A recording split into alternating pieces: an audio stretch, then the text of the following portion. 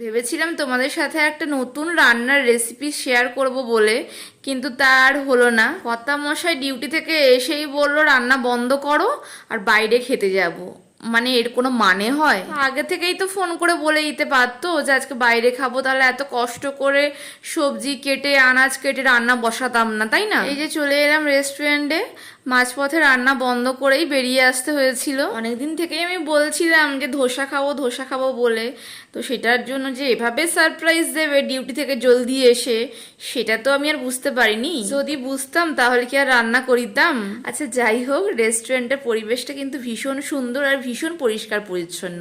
আর একটা ইউনিক ব্যাপার দেখলাম, এখানে কিন্তু কাউন্টারে নিজেকে গিয়েই কিন্তু খাওয়ার অর্ডার করতে হয় আর নিজেকেই কিন্তু টেবিলে এনে সার্ভ করতে হয়। চাইনিজ খাবারগুলোর মধ্যে ধোসা খেতে তো আমার খুবই ভালো লাগে।